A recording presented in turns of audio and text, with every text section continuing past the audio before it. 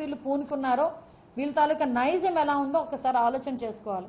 అంటే ఒక criminal mind ఉన్న వ్యక్తి రాజకీయాల్లో ఉంటే ప్రజల కోణంలో ఆలోచించడు, కేవలం అతని తాలూకా వ్యక్తిగత అవసరాల గురించి మాత్రమే ఆలోచిస్తాడని చెప్పడానికి ఇదొక పెద్ద ఉదాహరణ. ఇంతవరకు చూసాం, జగన్మోహన్ రెడ్డి అన్నవాడు 16 నెలలు జైల్లో నుంచి వచ్చాడు, క్రిమినల్ బ్యాక్గ్రౌండ్ అయినప్పటికీ కూడా 2019లో ప్రజలు ఆశీర్వదించి సీఎం పొజిషన్లో కూర్చోబెట్టారు. ఆ తర్వాత కూడా అతను చేసిన పనులు బట్టి, అతను చేసిన అవినీతి పరిస్థితిని బట్టి, అతని సైకాలజీ, అతని మైండ్ సెట్ బట్టి ప్రజలందరూ కూడా మళ్ళీ 11కే అతన్ని కన్ఫైన్ చేశారు, 11 సీట్లకే కన్ఫైన్ చేశారు. అయినప్పటికీ కూడా ఇటువంటి కుట్రలు కుతంత్రాలు మానకుండా ఇప్పటికీ కూడా ప్రజల తాలూకా ప్రాణాలంటే లెక్క లేకుండా ప్రకాశం బ్యారేజ్ని కూడా డ్యామేజ్ చేయాలి అన్న నిజంగా ఆలోచన రావటమే పెద్ద క్రైమ్. అటువంటి వాడిని నిజంగా దేశద్రోహం కేసు కింద ముందు కేసు ఫైల్ చేయాల్సింది జగన్మోహన్ రెడ్డి మీద. ఎవరైతే వీళ్ళు ఉన్నారో, ఈ బోటు ఓనర్స్ ఉన్నారో వీళ్ళ మీద కూడా అటువంటి కేసులే ఫైల్ చేయాలి. ఎప్పుడో మేము వాళ్ళు అధికారంలో ఉండేటప్పుడు నాకు తెలిసి 2-3 మీద దేశద్రోహం కేసు పెట్టారు. దేనికి దేశద్రోహం కేసు పెట్టారు? మన రఘురామకృష్ణరాజు గారు వాళ్ళ మీద దేశద్రోహం కేసు పెట్టారు. ఎందుకు? గవర్నమెంట్ యాక్టివిటీస్ మీద జరుగుతున్న అన్యాయాల మీద అతను నోరిప్పినందుకు దేశద్రోహం పెట్టారు.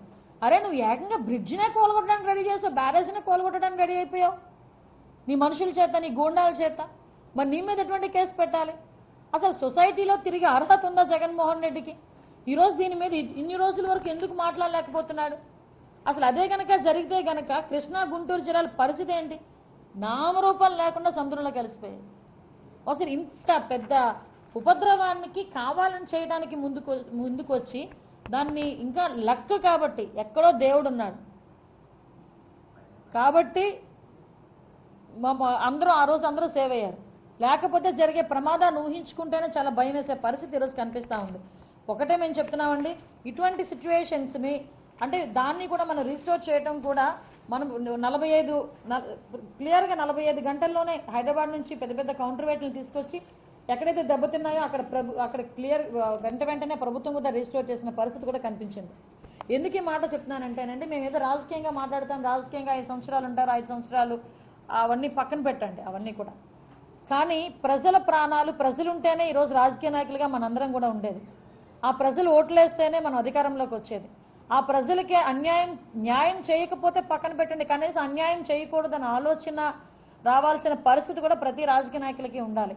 ఒక క్రిమినల్ మైండ్ సెట్, ఒక క్రిమినల్ని బయటకు తీసుకొచ్చి ఒక రాజకీయ నాయకుడిని చేసి ఒక ఎక్స్ సీఎంని చేస్తే ఈరోజు పరిస్థితులు ఎలా ఉన్నాయంటే, అతను రాజకీయంగా యాక్టివ్గా ఉండి ఈరోజు ప్రజలకి అందుబాటులో ఉండాల్సిన పరిస్థితి పక్కన పెట్టి ప్రజల్ని ఇబ్బంది పెట్టి తద్వారా గవర్నమెంట్ని కార్నర్ చేయాలి అనుకున్న దురుద్దేశం కలిగిన వ్యక్తిని, ఈ జగన్మోహన్ రెడ్డిని ఏం చేయాలో ప్రజలు కూడా నిర్ణయించుకోవాల్సిన అవసరం ఉంది.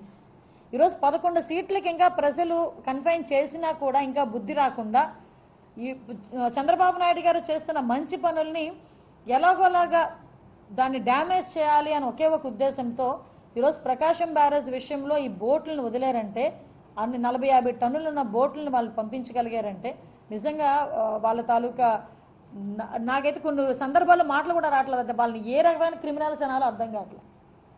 చాలా మందిని చూసాం, ఉగ్రవాదులు అంటాం, మిలిటెంట్ అంటాం, నక్సలైట్లు అంటాం, రకరకాల పేర్లు ఉపయోగిస్తాం. కానీ వీళ్ళని ఏ రకంగా చేయాలి?